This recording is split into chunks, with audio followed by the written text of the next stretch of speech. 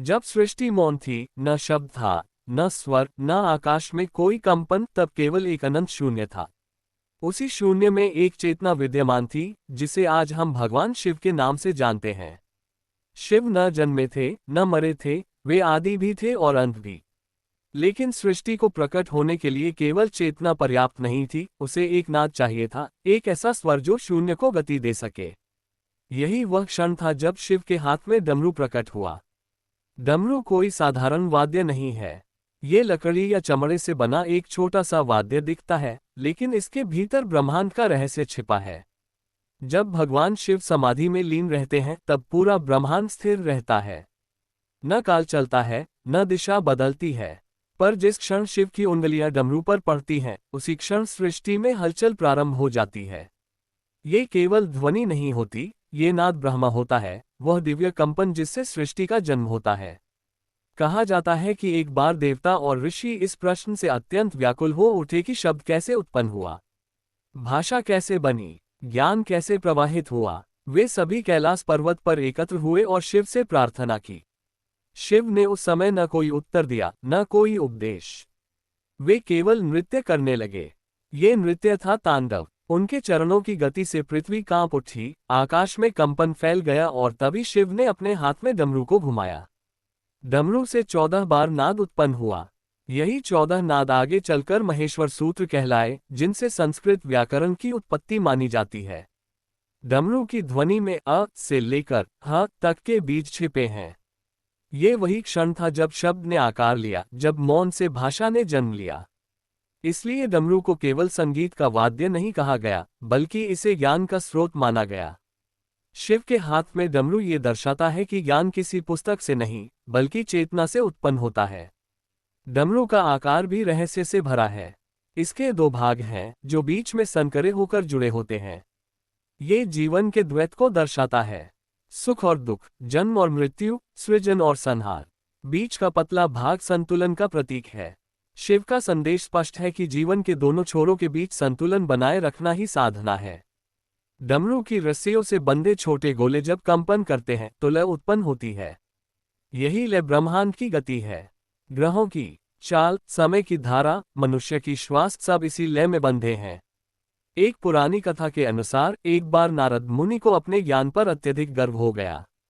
उन्हें लगा कि वे ब्रह्मांड के सबसे बड़े ज्ञानी हैं। वे कैलाश पहुंचे और शिव से प्रश्न करने लगे। शिव मुस्कुराए और बिना कुछ कहे डमरू बजाया। उस डमरू की ध्वनि से नारद का मन भ्रमित होने लगा। उनके विचार बिखर गए। वे समझ गए कि ज्ञान अहंकार से नहीं, बल्कि नाद की शुद्धता से आता है। नारद ने उसी क्षण अपना अहंकार त्याग दिया और शिव के चरणों में नतमस्तक हो गए। डमरू केवल सृष्टि की रचना का प्रतीक नहीं है, ये संहार का संकेत भी है।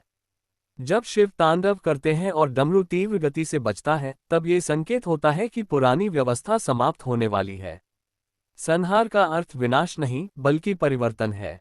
जैसे खेत को नई फसल के लिए पहले साफ करना पड़ता है, वैसे ही सृष्टि को भी नए चक्र के लिए संहार की आवश्यकता होती है।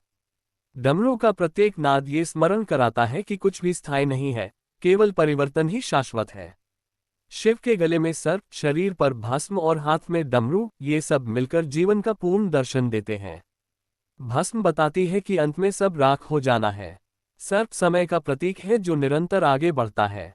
और डमरू बताता है कि इस क्षण भंगुर जीवन के बीच लय बनाए रखना ही वास्तविक साधना है।